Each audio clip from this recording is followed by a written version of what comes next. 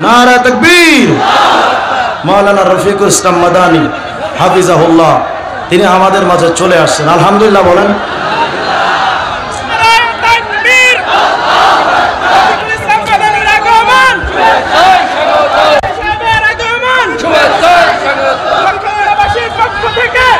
অনেক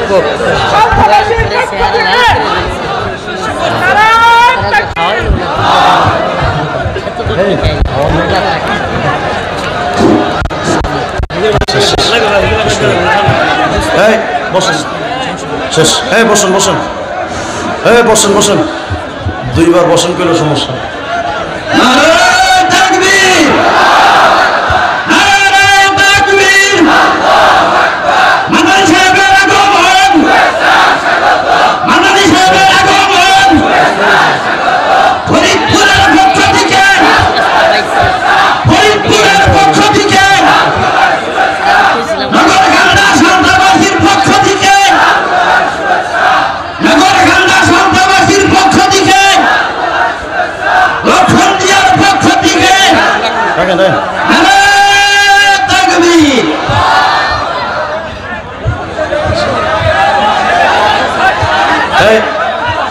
বসেন, কোন আওয়াজ হবে না, আওয়াজ যত করবেন তত দেরি হবে। আওয়াজ দিয়া কোন আল্লাহু আকবার। খুশি না বেজার? যারা ফেসবুকে অপপ্রচার চালিয়েছিল যে মাদানি আসবে না, তারা সত্যবাদী না মিথ্যাবাদী? মিথ্যার গুজবে কান দেওয়া উচিত না। আমার আলোচনা শেষের দিকে আমি শেষ হাদিস যেটা ধরেছিলাম বলেই আলোচনা শেষ। আল মুস্তাদরাক আলা সাহিহাইন লিল হাকিম 228 নম্বর হাদিস। নিচে যান, নিচে যান, পরে পরে নিচে যান, একটু পরে লাগান, একটু যান, আমি লাগাই দেবো না, যান লাগাই দেবো। ব্যাস এদিক শোনেন ভাইরা, আপনারা যদি হই হুল্লোড় করেন তাহলে কথা শেষ হবে না, একটু শেষ। ব্যাস এদিক তাকান, কোনো আওয়াজ হবে না, বলেন আল্লাহু আকবার। ব্যাস কার পাশে কে কথা বলে দেখে। আল্লাহর হাবিব যখন জিবরিলের সাথে মসজিদে হারাম থেকে মসজিদে আকসায় হাজির, যখন রসুল মসজিদে আকসায় আসলেন, সাল্লা হুয়া ওয়া জিবরাইল কুল্লু ওয়াহিদ রাকাতাইন, আল্লাহর নবী এবং জিবরাইল মসজিদে হারামে এসে 2 রাকাত নামাজ আদায় করলেন। জিবরাইলও পড়লেন, নবীও পড়লেন। ফাআযানা জিবরাইল আল মালায়েকা ওয়া নাযালাত মিনাস সামা। এবার জিবরিল আমিন মসজিদে হারামে দাঁড়িয়ে, মসজিদে আকসায় দাঁড়িয়ে সমস্ত ফেরেশতাদেরকে ডাকলেন, কারণ আজকে মসজিদে আকসায় যিনি হাজির হয়েছেন তিনি তো সাধারণ কোনো ব্যক্তিত্ব নয়, তিনি মুহাম্মদ রাসূলুল্লাহ, সমস্ত সৃষ্টির প্রধান মেহমান মুহাম্মদ আরবির আগমন হয়েছে। কোন এলাকায় বিএনপির কেন্দ্রীয় নেতা আসলে পুলিশ প্রোটেকশন সেখানে হাজির হয়ে যায়, বড় বড় নেতা আসলে আশপাশের সবাই হাজির হয়ে যায়। মসজিদে আকসায় তো আসছেন মুহাম্মদ রাসূলুল্লাহ। জিবরিল আমিন সমস্ত ফেরেশতাদেরকে ডাকলেন, কাতারে কাতারে আল্লাহর ফেরেশতারা মসজিদে আকসায় হাজির হলো। ওয়া হাশারা লাহু জামিআল মুরসালিন ওয়াল আম্বিয়া, নবীর সম্মানে সমস্ত নবীদেরকে মসজিদে আকসায় হাজির করা হলো। ফাআরাফান নবিয়্যু আন নবিয়্যিন মিন বাইনি কায়েম ওয়া রাকি ওয়া সাজিদ। আল্লাহ নবী তাকায় দেখলেন কোন নবী দাঁড়িয়ে নামাজ আদায় করছেন, কোন নবী রুকুর হালতে আছেন, কোন নবী সিজদার হালতে আছেন। নবী সবাইকে চিনলেন, ওই যে আদম, ওই যে নূহ, ওই যে ইব্রাহিম, ওই যে ইসমাইল, সবাইকে হযরত রাসূল করিম চিনে ফেললেন। ফাআযানা মুআযযিন ওয়া উকিমাতিস সালাহ। ইতিমধ্যেই মসজিদে আকসায় আযান হয়ে গেল, ইকামত হয়ে গেল। কিন্তু আযান ইকামতের পর ফাকামু সুফুফা, কাতারবন্দি হয়ে দাঁড়ালেন সকল নবীরা, কাতারবন্দি হয়ে দাঁড়ালেন সকল ফেরেশতারা। মসজিদে আকসায় আজকে জামাতের সাথে নামাজ আদায় হবে, কিন্তু দুনিয়ার মানুষ এমন একজন নবী আল্লাহ আপনাকে আমাকে দিলেন, সমস্ত নবীরা যে মসজিদে আকসায় কাতারবন্দি হয়ে দাঁড়ানো, ইয়ান্তাজিরুনা মাইয়া উম্মুহুম, সবাই পেরেশান, অপেক্ষায় আছেন আজকের দামি মসমাই, দামি মসজিদে আজকের দামি নামাজের জামাতে ইমামতি করবে কে? আদম তাকায় নূহের দিকে, নূহ তাকায় ইব্রাহিমের দিকে, সবাই একে অপরের অপেক্ষায় আজকের দামি জামাতে কে ইমামতি করবে? কিতাবের মধ্যে সিরাজুল মুনির কিতাবে আসছে, ফাআখাযা বিয়াদিহি সাল্লাল্লাহু আলাইহি ওয়াসাল্লাম ফাকাদ্দামা। জিবরিল আমিন আসলেন, এসে আপনার আমার নবীর হাতটা ধরে বললেন, মুহাম্মদ আজকের এই জামাতে সমস্ত নবীরা হাজির, আজকের এই জামাতে ফেরেশতারা হাজির। ও নবী, আজকের এই জামাতে ইমামতের যোগ্যতা একমাত্র তুমি মুহাম্মদুর রাসূলুল্লাহ। এমন একজন দামি নবী আল্লাহ আমাকে দিলেন। বুখারী শরীফের মধ্যে আসছে 2496 নম্বর হাদিস। আল্লাহ রাসূল আলাইহিস সালাম বলেন, ফাআকুনু আউওয়ালা মান তানশাক্কু আনহুল আরদ। আরে কিয়ামতের ময়দানে ইসরাফিলের ফুৎকার দেওয়ার সাথে কবর থেকে তো সকল মানুষ উঠবে, সকল ওলিরা উঠবে, সকল গাউস কুতুব উঠবে, সমস্ত পীর মাশায়েখরা উঠবে, আব্দুল কাদের জিলানী উঠবে, শাহজালাল ইয়ামানি উঠবে, সমস্ত নবীকুল তো কবর থেকে উঠবে। কিন্তু সকল মানুষ উঠে দেখবে সর্বপ্রথম যিনি কবর থেকে উঠে দাঁড়িয়েছেন তিনি আর কেউ না, মুহাম্মদুর রাসূলুল্লাহ। জামে তিরমিজির হাদিস। এটা জঘন্য মাইক নিয়েছেন, মাইকটা জঘন্য মাইক।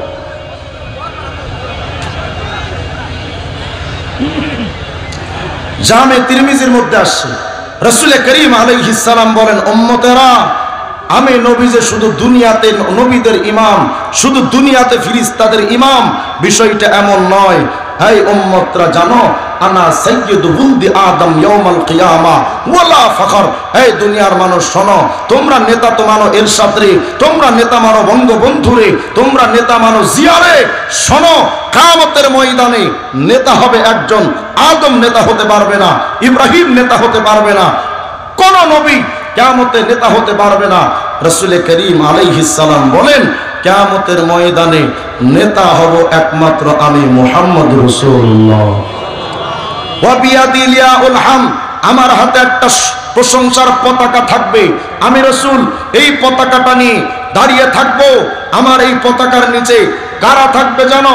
তোমরা তো আজকে জাতীয়তাবাদের পেছনে দৌড়াচ্ছ, তোমরা আজকে গণতন্ত্রের পেছনে দৌড়াচ্ছ, সমাজতন্ত্রের পেছনে দৌড়াচ্ছ, মানব প্রচিত কালমাস মাওসেতুং অমুক তমুকের তন্ত্র মন্ত্রের দিকে দৌড়াচ্ছ।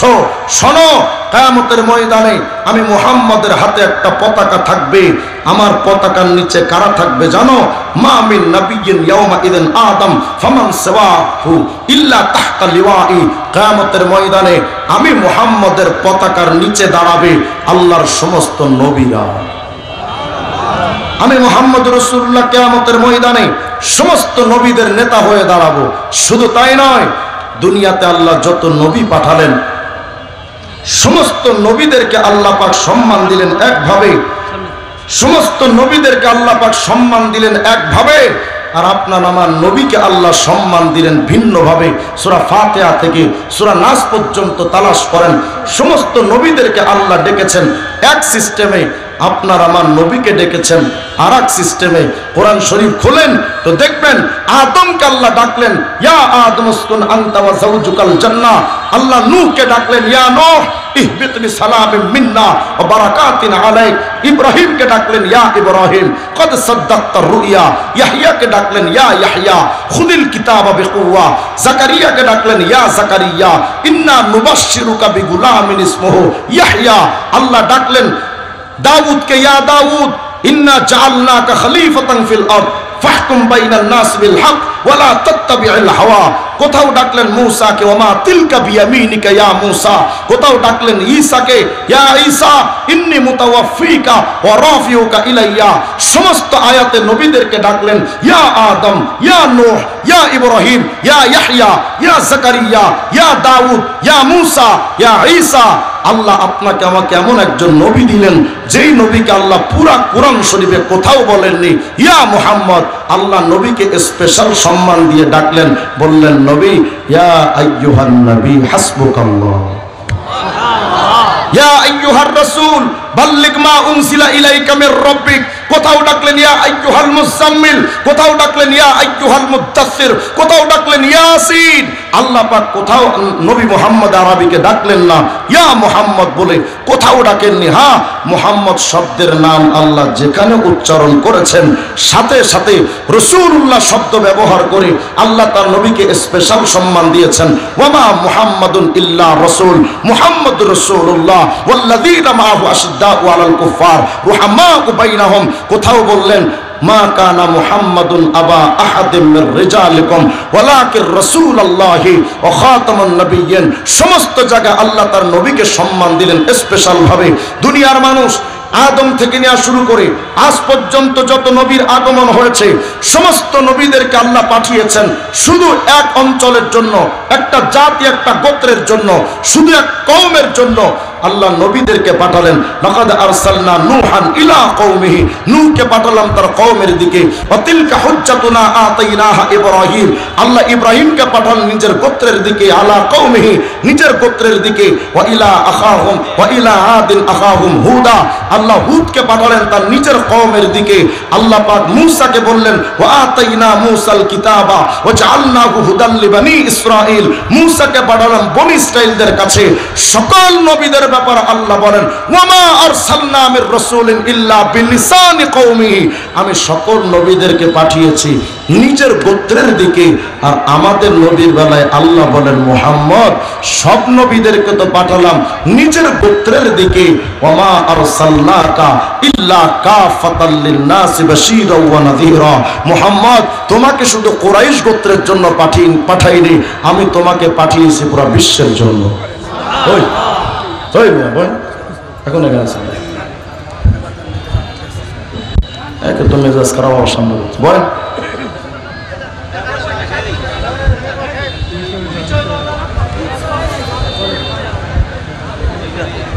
বয়ানের জন্য আগে মন বসতে হয়, এখানে মনই বসতেছে না, কিভাবে বয়ান করবো? আওয়াজ দিয়ে কোন আল্লাহু আকবার। আল্লাহ তার নবীকে এতটা সম্মান দিলেন, সমস্ত জায়গায় আল্লাহ আমাদের নবীকে স্পেশাল সম্মান দিলেন। আল্লাহর সাথে নবীকে আল্লাহ এমন ভাবে জুড়ে নিলেন। আল্লাহ বলেন নবী আলহামদুলিল্লাহি রাব্বিল আলামিন, সমস্ত জগতের রব আমি আল্লাহ। আমরা কি মনে করি দুনিয়ায় শুধু আল্লাহর জগৎ, তাই না? না না, দুনিয়ার চেয়ে আরো অনেক বড় বড় জগৎ আল্লাহর আছে। এই দুনিয়াটা যত বড়, সূর্যটা আরো 13 লক্ষ গুণ বড়। সূর্যটা যত বড়, আকাশে এক তারকা আছে ইউআই স্কুটি, ওই তারকাটা পৃথিবীর চাইতে 13 লক্ষ গুণ বড়। যে সূর্য, ওই সূর্যের চাইতে ওই তারকা আরো 500 কোটি গুণ বড়। এমন তারকা একটা দুইটা না, এক একটা গ্যালাক্সির মধ্যে শুধু তারার সংখ্যা ছোট বড় তারা মিলিয়ে অন্তত 1 লক্ষ থেকে 2 লক্ষ কোটি তারকা একটা গ্যালাক্সির মধ্যে। তো গ্যালাক্সিটা কত বড়, এত বিরাট গ্যালাক্সি যার মধ্যে থাকে তার নাম গ্যালাক্সি গুচ্ছ। এক একটা গ্যালাক্সি গুচ্ছের মধ্যে অন্তত 15,000 কোটি গ্যালাক্সি আছে। একটা গ্যালাক্সি গুচ্ছ এত বড়, এমন 15,000 কোটি গ্যালাক্সি গুচ্ছ থাকে মহাগ্যালাক্সির মধ্যে। মহাগ্যালাক্সিটা কত বড়, এই সব কিছু থাকে প্রথম আসমানের নিচে। এমন 7টা আসমান আল্লাহর আছে, লৌহ আছে, কলম আছে, কুরসি আছে, এত বিরাট বিরাট জগৎ আছে। আল্লাহ বলেন নবী সমস্ত জগতের রব আমি আল্লাহ, আলহামদুলিল্লাহি রাব্বিল আলামিন। নবী সমস্ত জগতের রব আমি আল্লাহ, ওয়ামা আরসালনাকা ইল্লা রাহমাতাল লিল আলামিন। নবী আমি আল্লাহ শুধু আপনাকে দুনিয়ার জন্য পাঠাই নাই, সাতবক জমিন আসমান সহ পুরো কায়নাতের মধ্যে আমি আল্লাহ যেই যেই জগতের রব, আপনি মুহাম্মদ সেই সেই জগতের রহমত। এমন একজন দামি নবী আপনাকে আমাকে আল্লাহ পাক দিলেন। আফসোস আর দুর্ভাগ্য, আজকের সমাজের মুসলমানেরা সেই নবীকে চিনল না, সেই নবীর মহব্বত আজকে আপনার আমার মধ্যে ঢুকলো না।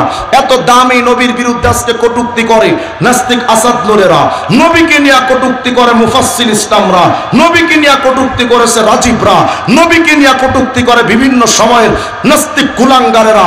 ম্যাক্রোর মতো এক কুলাঙ্গার নবীকে নিয়ে কটূক্তি করে। আল্লাহ বলেন নবী আরে টেনশন করেন না, ইন্না নাহনু নাযালনা যিকরা ওয়া ইন্না লাহু লাহাফিজুন। নবী এই কোরআন নাজিল করেছি তো আমি আল্লাহ, এই কোরআনের হেফাজতের জিম্মাদার কিন্তু আমি আল্লাহ। আল্লাহ বুঝাতে চান নবী ওয়া রাফা'না লাকা যিকরাক, নবী কোরআন হেফাজতের দায়িত্ব আমার, আমি আল্লাহ সিদ্ধান্ত দিলাম কোরআন আমার কালামুল্লাহ, ওটার হেফাজত করব যেমন আমি আল্লাহ, আপনি আমার হাবিবুল্লাহ, আপনার ইজ্জতের হেফাজত করব আমি আল্লাহ। আল্লাহ বলেন নবী ওয়ারাফা'না লাকা যিকরাক, আপনার শান, আপনার মান, আপনার ইজ্জত, আপনার দাম, আপনার সম্মান নবী আমি আল্লাহ অনেক উপরে উঠাবো। তাহলে বলেন তো নবীর ইজ্জতের হেফাজতের জিম্মাদার কে? সেই আল্লাহর জিম্মাদারি পাওয়ার পর, আল্লাহ পাক নিজে জিম্মাদারি নেওয়ার পর আজকের সময়ে যারা মুহাম্মদ রাসূলুল্লাহ নামক এমন দামি মানুষকে নিয়ে সমালোচনা করতে চায়, আমরা কোনো কথা শুনতে চাই না। প্রশাসন কি বলবে সেটাও জানি না। স্পষ্ট কথা, নবীর বিরুদ্ধে যারা আঘাত করবে জীবন্ত বুঝে ফেলা হবে ওদের।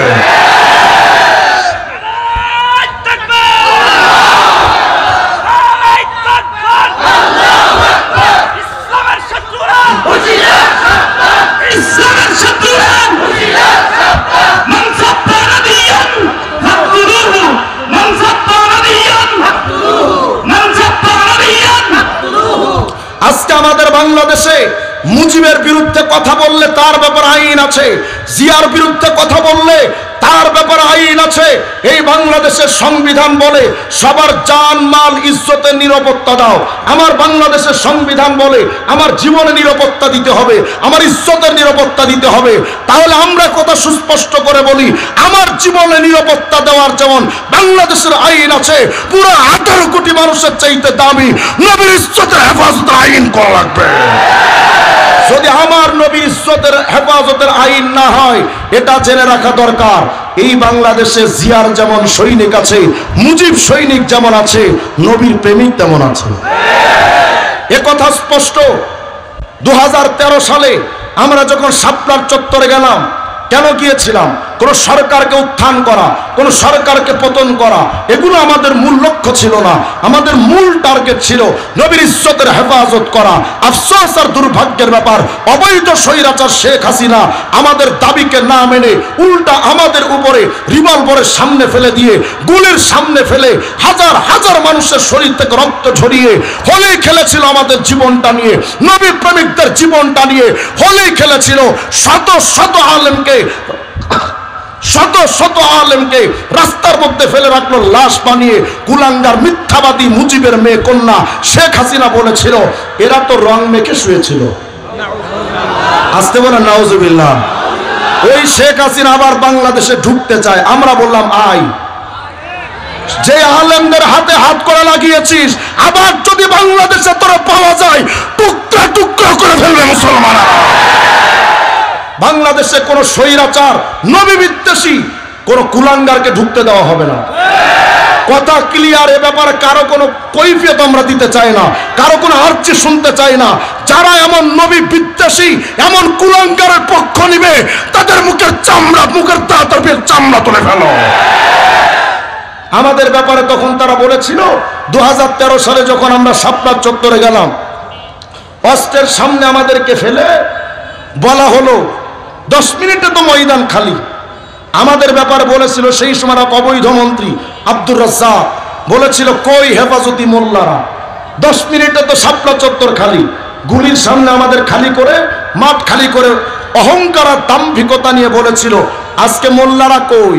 মোল্লারা তো এখন ময়দান খালি করে চলে গেছে। 10 মিনিটে তো মোল্লা খুঁজে পাওয়া যায় না। মামুনুনরা কই?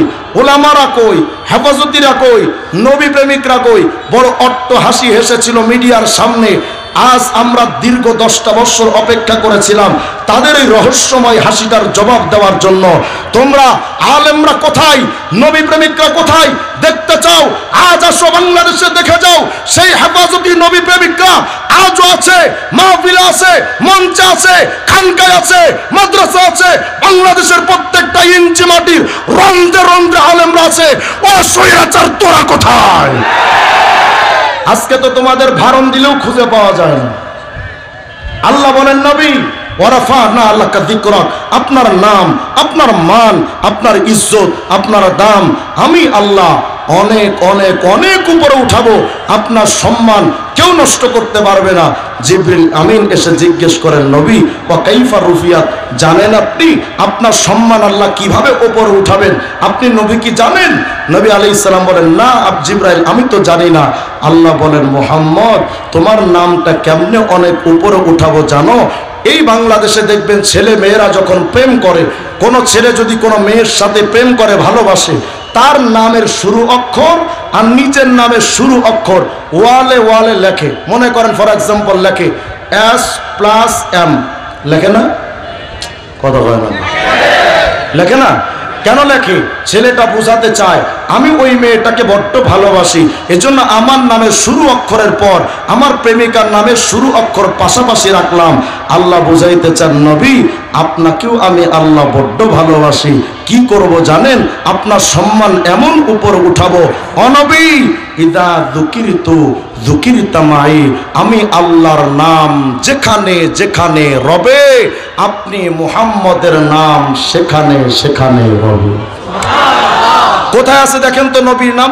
আল্লামা কাসতালানী তার কিতাবে লিখেছেন আল মাওয়াহিবুল লাদুনিয়া নামক কিতাবের মধ্যে, হযরত আদম নবী আলাইহিস সালাম যখন জান্নাতে নিষিদ্ধ বৃক্ষ থেকে খেলেন, দুনিয়াতে আসলেন, ইন্না আদম ওয়া হাওয়া বাকায়া মিআতাই সানা, 200 বছর পর্যন্ত আদম কাঁদলেন, আল্লাহ মাফ করে দেন, হাওয়া কাঁদলেন 200 বছর, আল্লাহ মাফ করে দেন, কিন্তু ক্ষমার সিদ্ধান্ত আসলো না। অবশেষে আদম নবী একদিন আল্লাহকে বলছেন, ইয়া রব আসআলুকা বিহাক্কি মুহাম্মদ, আল্লাহ আমারে মুহাম্মদের নামের ওসিলায় মাফ করে দেন। আস্তে বলুন সুবহানাল্লাহ। আল্লাহ রাব্বুল আলামিন জিজ্ঞেস করলেন, ইয়া আদম ওয়া কাইফা আরাফতা মুহাম্মাদান, আদম মুহাম্মদ রে তুমি চিনলা কেমনে? ওয়ালাম আখলুকুহু, আদম রে আমি আল্লাহ আজ পর্যন্ত তো মুহাম্মদ রে দুনিয়ায় পাঠাই নাই, তুমি মুহাম্মদ রে চিনো কেমনে? হযরত আদম বলেন, গরব লাম্মা খলাকতানি বিয়াদিকা ওয়া নাফাখতা ফিয়া মির রূহিকা।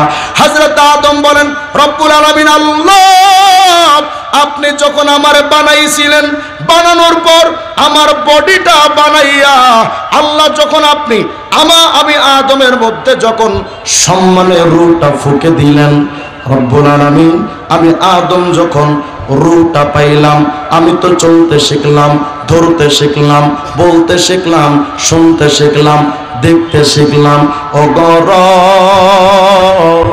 আমি আদম যখন দেখতে শিখেছিলাম, রাফাতু রাসি আমি আমার মাথাটারে একটু উপরের দিকে উঠাইলাম, আমি বুঝতে চাচ্ছিলাম, দেখি না আমার মাথার উপরে কোন কোন সৃষ্টি আছে। ও গো মায়ার রব আমি আদম যখন মাথাটা সৃষ্টির শুরুতে যখন উপরের দিকে তাকাইলাম, উপরে তাকা দেখি বিরাট একটা আরশে আজিম বানাইছো, বিরাট আরশে আজিমে কোটি কোটি খুঁটি আছে। আল্লাহ আমি আদম উপরের দিকে তাকায় দেখি মাকতুবুন আলাইহা লা ইলাহা ইল্লাল্লাহ মুহাম্মাদুর রাসূলুল্লাহ।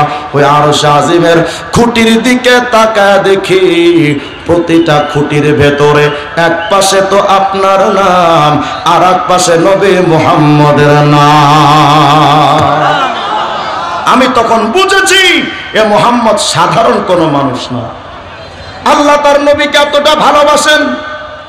আমরা তো সবাই জানি আমাদের নবী শুধু শেষ নবী, তাই না?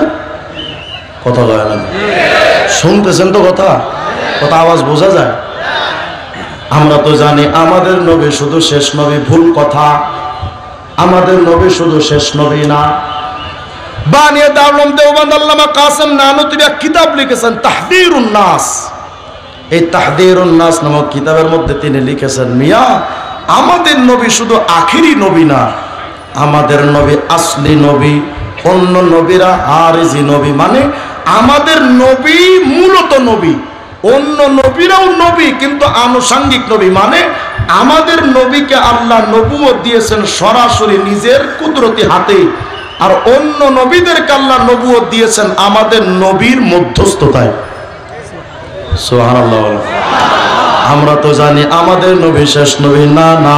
আল্লাহর নবীর একদিন প্রশ্ন করেন সাহাবায়ে কেরাম, ইয়া রাসূলুল্লাহ মাতা কুনতা নাবিয়্যা, ও নবী আপনি কখন থেকে নবী? আমাদের নবী বলেন, জানো আনা নবিয়্যুন ওয়া আদামু বাইনার রূহি ওয়াল জাসাদ। এই সাহাবীরা আমি মুহাম্মদ তো তখন থেকে নবী যখন আদমকে সৃষ্টি করা হচ্ছে। আস্তে বলেন সুবহানাল্লাহ। তার মানে সমস্ত নবীদের আগের নবী আমাদের নবী, সমস্ত নবীদের শেষ নবী আমাদের নবী। আল্লাহ যেন বুঝাইতে চান, নবী গো হুয়াল আউয়ালু ওয়াল আখিরু ওয়াজ যাহিরু ওয়াল বাতিন। ও নবী আমি আল্লাহ প্রথম, আমি আল্লাহ শেষ, আমি আল্লাহর আগে কোনো আল্লাহ নাই, আমি আল্লাহর পরেও কোনো আল্লাহ নাই, আমার আগেও কিছু নাই, আমার পরেও কিছু নাই। নবী গো, আমি আল্লাহ যেমন আগে, আমি আল্লাহ যেমন পরে, আপনারে নবী বানাইলাম সবার আগে, নবী বানাইলাম সবার পরে। আমি আল্লাহর আগে যেমন আল্লাহ নাই, আপনার আগেও কোনো নবী নাই, আমি আল্লাহর পরে যেমন কোনো উলুহিয়াত নাই, আপনি মুহাম্মদের পরে আর কোনো নবী নাই। সুতরাং আজকের সমাজে যদি মির্জা কাদিয়ানের লোকেরা কয় আমিও একটা নবী, এর চাইতে বড় টাটকা বাটপার আর কিচ্ছু হতে পারে না। বিশ্বাস করবেন? কুষ্টিয়ার লালন ফকির, তার একটা বই আছে আমার কাছে, অখণ্ড লালন সঙ্গীত, আমার গাড়ির মধ্যে আছে, আনতে ভুলে গেছে। অখণ্ড লালন সঙ্গীতের 63 নম্বর পৃষ্ঠায় লালন লিখেছে, জহির মোর্শেদ মানে যিনি পীর সাহেব। এটা আবার ভেবেন না যে আমি পীর বিরোধী, আল্লাহর কসম আমিও পীরের মুরিদ। আমার পীর ছিলেন কায়েদে মিল্লাত আল্লামা জুনায়েদ বাবুনগরী রাহিমাহুল্লাহ। বর্তমানে আমার পীর মুফতি আব্দুল ওয়াহিদ কাসিমি দামাত বারাকাতুহু। আমাকে পীর বিরোধী মনে করার কোনো কারণ নেই, আমিও পীরের মুরিদ। কিন্তু আমার পীর যদি আমাকে বলে পীরই খোদা, পীরই নবী, মানা যাবে? যাবে? লালন ফকির তার বইয়ের অখণ্ড লালন সঙ্গীতের 63 নম্বর পৃষ্ঠায় লালনের একটা গান লেখা হচ্ছে, যেহি মোর্শেদ মানে যিনি পীর সাহেব, সেই তো রসুল। আস্তে কোন ভাই, ইহাতে নাই কোনো ভুল। কি কয়? যেহি মোর্শেদ সেই তো রসুল, ইহাতে নাই কোনো ভুল, খোদাও সে হয়। লালন কয় না এমন কথা, কোরআনে কয়। বলেন তো এমন গাঁজাখুরি কথা কোরআনে আছে কোথাও? তাহলে লালনবাদ সত্যবাদী না মিথ্যাবাদী? সুতরাং আমাদের কথা ক্লিয়ার, লালনকে যারা গুরু মেনে এই সমাজে যারা পীরকে নবী বলতে চায়, পীরকে খোদা বলতে চায়, এমন পীর মুরিদের সাথে মুসলমানের সম্পর্ক থাকতে পারে না। আমাদের নবীর পরে আর কোন নবী হতে পারে? আমাদের নবী আখিরি নবী। আল্লাহ রাসূল বলেন, লাউ কানা নাবিয়্যুম বাদি লাকানা ওমর, আমার পরে যদি কেউ নবী হতো ওমর হতো। ওমর যেখানে নবী হতে পারেনি, লালনরা কেমনে নবী হয়? লালনরা কেমনে খোদা হয়? পেশাব কইরা কুলুক লয় না, পায়খানা কইরা পানি লয় না, এরা যদি হয় নবী, তো শয়তান কোনটা? নাউযুবিল্লাহি মিন যালিক। বলেন না নাউযুবিল্লাহি মিন যালিক। এরা মুসলমান না বেঈমান? যারা এমন আকীদা লালন করে, পীরই খোদা, পীরই নবী, এমন আকীদা যারা লালন করে, পরিষ্কার ফরমালিন মুক্ত টাটকা বেঈমান। এরা মারা গেলে ওদের জানাজা পড়া হারাম। আসতে কইলেন কে? এরা যেই বিয়ে করেছে, বিয়ের বউ অটো তালাক, এখান থেকে যে বাচ্চা হবে এটা টাটকা পীরজাদা নয়, হারামজাদা। এদের জানাজা যদি কোনো ইমাম পড়াই, জেনে বুঝে ওই ইমামও কাফের। আসতে কোন আপনারা? কারণ কোন মুশরিকের জন্য মাগফিরাতের দোয়া করা হালাল না হারাম? যদি কোন ইমাম হারামকে হালাল মনে কইরা জানাজা পড়াই, ইমান থাকে? তাহলে কোন ইমাম যদি কোন মুশরিকের জন্য জানাজা পড়ায়, ওই ইমামও কাফের। নাউযুবিল্লাহি মিন যালিক। আমাদের নবীর চাইতে দামি আর কেউ হতে পারে? দেখেন তো, আমাদের নবীর একটা নাম আছে। আশ্চর্য একটা কথা আপনাদেরকে বলে যায়, আমাদের নবীর নাম মুহাম্মদ, তাই না? কথা বলেন, কি সমস্যা? সমস্যা না? আমাদের নবীর নাম হলো মুহাম্মদ। মুহাম্মদ শব্দের অর্থ কি জানো? প্রশংসিত। কিন্তু কিতাবের মধ্যে আসছে মুহাম্মদ শব্দের মধ্যে 4টা অক্ষর আছে। বলেন তো কয়টা? বলেন না কয়টা? মিম, হা, মিম, দাল। মুহাম্মদের মধ্যে অক্ষর কয়টা? মিম, হা, মিম, দাল। কিতাবের মধ্যে আসছে মুহাম্মদ শব্দের অর্থ তো প্রশংসিত, কিন্তু এই মুহাম্মদের 4টা অক্ষরের আবার আলাদা আলাদা অর্থ আছে। সুবহানাল্লাহ বলেন না? কি অর্থ দেখেন, কিতাবে লিখছে, মিম আল উলা ইশারাতুন ইলাল মুলকিল আউয়াল ওয়া হুয়া দুনিয়া। মুহাম্মাদের প্রথম মিম মানে মুলকে আউয়াল তথা দুনিয়া। মিম আস-সানিয়া ইশারাতুন ইলাল মুলকি সানি ওয়া হুয়াল আখিরা। মুহাম্মাদের দ্বিতীয় মিম মানে মুলকে সানি তথা আখিরাত। মাঝখানের হা ইশারাতুন ইলার রহমা, মুহাম্মাদের হা মানে আল্লাহর রহমত। মুহাম্মাদের শেষের দাল ইশারাতুন ইলাদ দাওয়াম, দাল মানে সদা সর্বদা। মুহাম্মাদের প্রথম মিম মানে দুনিয়া, দ্বিতীয় মিম মানে আখিরাত, হা মানে রহমত, দাল মানে সদা সর্বদা। যেন আল্লাহ তার নবীর নামটা মুহাম্মদ দিয়া আল্লাহ বুঝাইতে চান, দুনিয়ার মানুষ শুনো, দুনিয়া থেকে আখিরাত পর্যন্ত সদা সর্বদা যদি আমি আল্লাহর রহমত পাইতে চাও, আমার মুহাম্মদের শরীয়ত ছাড়া আর কোনো বিকল্প রাস্তা নাই। আর আজকের সমাজে যারা কয় আমরা শরীয়ত মানি না, আমরাও ক্লিয়ার বলতে চাই তোদের আমরা মুসলমানও মানি না। এরা আবার গান বানায়, কয় পাগল মরলে বাতি জ্বলে, মুন্সি মরলে জ্বলে না, আছে না? মানে এদের কোন পাগল যদি মরে তো কবরে তো মোমবাতি জ্বলে, এই মোল্লারা মরলে তো কবরে মোমবাতি জ্বলে না। এই জন্য গান বানাইছে, কয় পাগল মরলে বাতি জ্বলে, মুন্সি মরলে জ্বলে না, পাগলার কাছে খোদাই থাকে, কান্নার দলে দেখে না টুন টুনা টুন।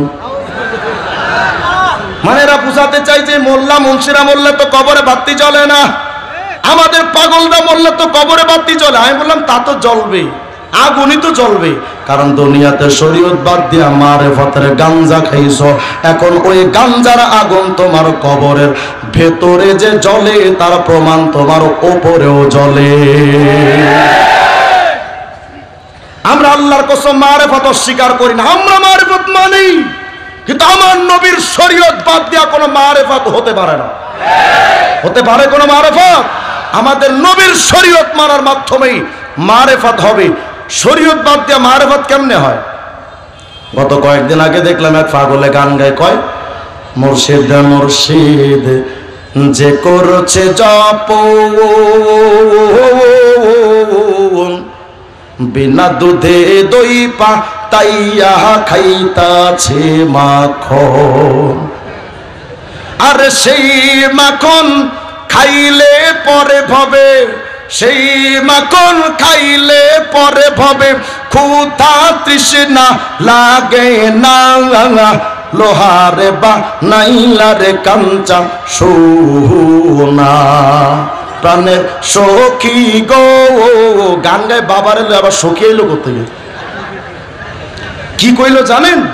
কয় যেই ব্যক্তি বাবা বাবা জিকির করবে সে মাখন ছাড়া, দই ছাড়া মাখন খেতে পারবে। মানে যদি কেউ বাবার গুরু ভজন করে তাহলে সে শরীয়ত ছাড়া মারেফত পাবে।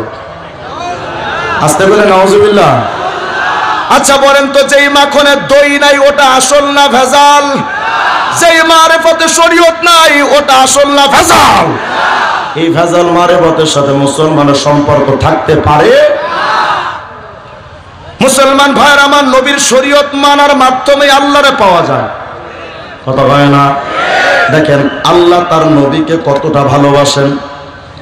জামে তিরমিজির হাদিস, একদিন সাহাবায়ে কেরাম এভাবে বসে আছেন। সাহাবায়ে কেরাম জালাসা নাসুম মিন আসহাবি রাসূলিল্লাহি সাল্লাল্লাহু আলাইহি ওয়াসাল্লাম ইয়াতাজিরুনা। সাহাবায়ে কেরাম এভাবে বসে আছেন, কি কাজ? সাহাবায়ে কেরাম বসে বসে, আমরা তো এক জায়গায় যদি কখনো বসি তো বৈশা গিবত, বিড়ি, চা, বাস এগুলো আমাদের আমল। আর সাহাবায়ে কেরামের আমল ছিল কোনো এক জায়গায় যদি তারা বসতেন সাথে সাথে তারা দ্বীনি আলোচনা করতেন। তো একজন সাহাবী বলেন, এই সাহাবীরা জানো, ইন্নাল্লাহা ইত্তাখাযা মিন খালকিহি খলিলা ইত্তাখাযাল্লাহু মিন ইব্রাহিমা খলিলা। জানো সমস্ত সৃষ্টির মধ্যে আল্লাহ একজনকে বানিয়েছেন খলিলুল্লাহ। এই খলিলুল্লাহ ব্যক্তি কে জানো? তিনি আদম নবী। কি দামি নবী আদম, যে আল্লাহ তাকে খলিলুল্লাহ বানিয়েছেন। আর একজন কয়, এই জানো জানো শোনো, আদম ইস্তাফাহুল্লাহ, আদম তো এত দামি নবী, যাকে আল্লাহ নিজে নির্বাচিত করেছেন, তো আদম কত দামি নবী। আর একজন গায়ে মিয়া, সব নবীদের সাথে আল্লাহ তো কথা বলেছেন জিব্রাইলের মাধ্যমে, আর মুসা ফাকাল্লামাহু তাকলিমা, মুসার সাথে আল্লাহ কথা বলেছেন সরাসরি, তো মুসা কত দামি নবী। আর একজন কয় ফা ঈসা কালিমাতুল্লাহি ওয়া রূহ, আর ঈসা তো আল্লাহর রূহ উপাধি পেয়েছেন। তো একজন কয় আদম সফিউল্লাহ, একজন কয় ইব্রাহিম খলিলুল্লাহ, আর একজন কয় মুসা কালিমুল্লাহ, আর একজন কয় ঈসা রূহুল্লাহ। আমাদের নবী ওই সময় আসতেন, ফাসাল্লামা আলাইহিম, সাহাবীদেরকে তিনি এসে সালাম দিলেন, এসে শুনলেন সাহাবায়ে কেরাম কেউ প্রশংসায় ব্যস্ত আদমের, কেউ নূহ, কেউ ইব্রাহিম, কেউ মুসা, কেউ ঈসা।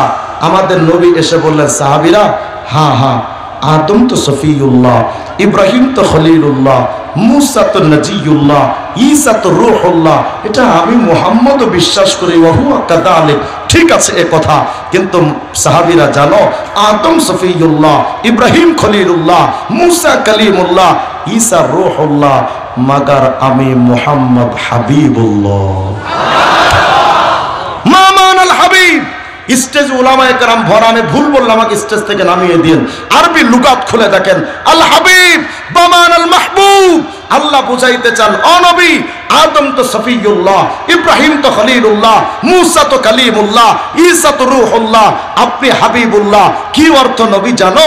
আদম সফিউল্লাহ হওয়ার পরও ইন্না আদম ওয়া হাওয়া বাকায়া মিআতাই সানা, 200 বছর আদম হাওয়া কেঁদেছেন, আল্লাহ মাফ করে দেন, আল্লাহ মাফ করে দেন। ও নবী, ইব্রাহিম খলিলুল্লাহ, কিন্তু ওই ইব্রাহিম আমি আল্লাহরে খুশি করার জন্য এতটা পাগল পারা ছিলেন যে ইব্রাহিম নিজে নমরুদের আগুনে ঝাঁপ দিয়েছেন, নিজের সন্তানকে জবাই করতে পর্যন্ত উদ্যত হয়েছেন।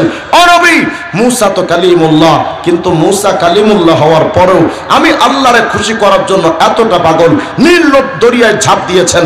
ঈসা তো রূহুল্লাহ, কিন্তু নবী জানেন রূহুল্লাহ ঈসা হওয়ার পরেও আমি আল্লাহরে খুশি করার জন্য এতটা পাগল পাড়া ছিলেন। ঈসা নিজের জীবনকে নিজের কওমের কাছে উৎসর্গ করে দিয়েছেন, তবুও আল্লাহরে খুশি করতে চায়।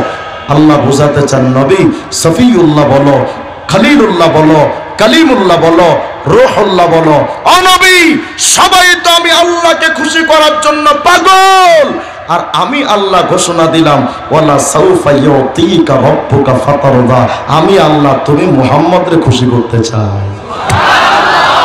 কি দামি নবী আপনি আমি পেলাম, কিন্তু আপনি আমি সেই নবীকে চিনলাম না। আর একটা আজীব নুকতা শোনেন, আল্লাহ বলেন ইউসাব্বিহু লিল্লাহি মা ফিস সামাওয়াতি ওয়া মা ফিল আরদ, সাতবক জমিন আসমান সহ কায়নাতের মধ্যে যত সৃষ্টি আছে সব সৃষ্টি তাসবিহ পড়ে কার? আল্লাহ। আসতে বলুন আল্লাহ। বলেন তাসবিহ পড়ে কার? আল্লাহ। সবাই তো জিকির করে আল্লাহ, কিন্তু আল্লাহ জিকির করে কার? সুবহানাল্লাহ বলেন, আল্লাহু আকবার বলেন। আল্লাহ বলেন নবী ইন্নাল্লাহা ওয়া মালাইকাতাহু ইউসাল্লুনা আলান নবী, ও নবী সকল সৃষ্টি আমি আল্লাহর জিকির করে, আর আমি আল্লাহ আমার সব ফেরেশতাদেরকে নিয়ে তুমি মুহাম্মদের সালাতের জিকির করি। কি দামি নবী আপনি আমি পেলাম। আফসোস দুর্ভাগ্য যুবক, আজকে তোমার মাথার মধ্যে টুপি ওঠে না, তোমার মাথার চুলের স্টাইলটা মেসি আর নেইমারের মতো, তোমার শরীরের পোশাক দেখলে বিদেশি লাল কুত্তাদের দৃশ্যটা ফুটে ওঠে, তোমার চরিত্রের মধ্যে বিদেশি প্রভুদের চরিত্র ফুটে ওঠে, তোমার রাজনৈতিক দর্শনে লেনিন কার্ল মার্কসের মতো লাল শকুনদের কথা তোমার রাজনৈতিক দৃষ্টিকোণে ফুটে ওঠে। আজকে থেকে মুসলমানদের সিদ্ধান্ত হওয়া দরকার, লেনিনের রাজনীতি করব না, সমাজতন্ত্র করব না, রাজতন্ত্র করব না, পৃথিবীর কোন তন্ত্র মন্ত্র মানি না, মুহাম্মদের রাজনীতি নিয়ে সামনে এগোনো দরকার। যতদিন পর্যন্ত এই জাতি মুহাম্মদের রাজনীতি না করবে, বিএনপি আসবে, আওয়ামী লীগ আসবে, জাতীয় পার্টি আসবে, এক একটা স্বৈরাচারের রূপে ধরা দিবে, কিন্তু এই দেশে শান্তি আসবে না। সোনালী সমাজ উপহার দেওয়ার জন্য মুহাম্মদের সমাজতন্ত্র, মুহাম্মদের ইসলামতন্ত্র দরকার। ইসলামতন্ত্র ছাড়া কোনোদিন এই জাতির কপালে শান্তি আসেনি। গত সরকারের আমলে মেনন নামক এক কুলাঙ্গার বলেছিল বোরখা, হিজাব, নিকাব, আরে এগুলো তো বিদেশি সংস্কৃতি, সৌদিয়ান সংস্কৃতি, ওটা বাংলাদেশে চলে না। আচ্ছা আমি তখন বললাম বিদেশি সংস্কৃতি হওয়ার কারণে মুহাম্মদের বোরকা চলতে পারে না, মুহাম্মদের দাড়ি টুপি চলতে পারে না। যদি স্বাধীন ভূখণ্ডে মুহাম্মদের রাজনীতি, মুহাম্মদের সংস্কৃতি ভিন্ন দেশের হওয়ার কারণে ওটা যদি বাংলাদেশে চলতে না পারে, ও মেনন তুই যে রাজনীতি করস, তোর রাজনীতি, রাশিয়ার রাজনীতি, গণতন্ত্র, সমাজতন্ত্র, সব বিদেশি রাজনীতি, ওগুলোর কপালে ঝাঁটা পিটা করা দরকার। আজকে আমাদের বাংলাদেশে সাংস্কৃতিক মন্ত্রণালয়ের একজন দায়িত্ব দেওয়া হয়েছে এক লুচ্চা বদমাইশকে, এর নাম হলো ফারুকি। এই কুলাঙ্গা 2013 সালে আহমদ শফি সাহেবকে নিয়ে তেতুল হুজুর বলে কটূক্তি করেছিল। এই কুলাঙ্গারের বউকে দিয়ে মুজিব যেই ছায়াছবিটা তৈরি করা হয়েছে তার মূল ভূমিকায় রাখা হয়েছিল। সবসময় সে তেল মারা অভ্যাস তার ছিল, স্বৈরাচারের তেল মেরে আজ পর্যন্ত সে তার অবস্থানকে পরিষ্কার করেছিল। আজকের অন্তর্বর্তীকালীন সরকার এমন কুলাঙ্গারকে যদি বাংলাদেশের অন্তর্বর্তীকালীন সরকার উপদেষ্টা মণ্ডলীতে সাংস্কৃতিক মন্ত্রণালয়ের দায়িত্ব দেয়, মুসলমানদের গর্জে ওঠা দরকার। ইসলাম বিদ্বেষী আওয়ামী লীগের 5টা দালালকে উপদেষ্টা হিসেবে দেখতে চায় না আমরা। আস্তাগফিরুল্লাহ আল আযীম। 1500-2000 মানুষ রক্ত দিল এই কুলাঙ্গারদের দেখার জন্য। আজকে তাদেরকে সামনে আনা হচ্ছে, এটা সুস্পষ্ট জানা দরকার। 16টা বছর পর্যন্ত নিজেদের অবস্থান মজবুত করার পরেও কিন্তু শেখ হাসিনা টিকতে পারে নাই। আপনারা যদি সেই একই লাইনে হাঁটেন, বাংলার মুসলমানরা যদি একবার গর্জন দিয়ে ঠেলে উঠে, বাংলাদেশে একটারও পা দেখা যাবে না। নাউজুবিল্লাহি মিন যালিক। তারা আজকে বলতে চায় মুহাম্মদের সংস্কৃতি বাংলাদেশে চলে না, মুহাম্মদের রাজনীতি চলে না। কেন? আরে ভাই, মুহাম্মদের ইসলাম তো 1400 বছর আগের সংস্কৃতি, মুহাম্মদের রাজনীতি তো 1400 বছর আগের বিষয়। ওই 1400 বছর আগের ইসলাম কি এই ডিজিটাল যুগে চলে? তাই বললাম 1400 বছর আগের ইসলাম যদি বাংলাদেশে চলতে না পারে, 2000 বছর আগের গণতন্ত্রের কপালে ঝাঁটাপিটা কর। কথা হয় না? তোমরা যে গণতন্ত্র মানে তো 2000 বছর আগে গ্রিসের অ্যাথেন্সে তৈরি হয়েছিল। 1400 বছর আগের ইসলাম চলতে পারে না, তোমার গণতন্ত্র চলে কেমনে? বিদেশি সংস্কৃতি চলতে পারে না। তাহলে আমার প্রশ্ন হলো, বিদেশি সংস্কৃতি, আরবের সংস্কৃতি যদি বাংলাদেশে চলতে না পারে, রবি ঠাকুরের গানকে জাতীয় সঙ্গীত বানানো যায় না। ও ব্যাপারে তোমরা খুব সফট মাইন্ড, ও ব্যাপারে তোমাদের প্রশ্ন নাই। মুহাম্মদের ব্যাপারে তোমাদের যত প্রশ্ন সব সামনে আসে। তবে শুনে রাখো, আজকের মুহাম্মদকে দুনিয়াতে চিনলা না, আগামীকাল কবরে হাসরে যখন হাজির হইবা, মুহাম্মদ ছাড়া আর কোনো বিকল্প রাস্তা নেই। তোমরা আজকে যাদের যেই নেতাদের পেছনে দৌড়াও, এই নেতারা বিপদে পড়লে হেলিকপ্টারে উঠে ইন্ডিয়া মামু বাড়ি। কথা হয় না? তুমি বিপদে পড়লে তোমার খবর নেবে না। কিন্তু মুহাম্মদ রাসূলুল্লাহ এমন একজন নেতা, উম্মতের যেখানেই বিপদ সেখানেই নবী মুহাম্মদ।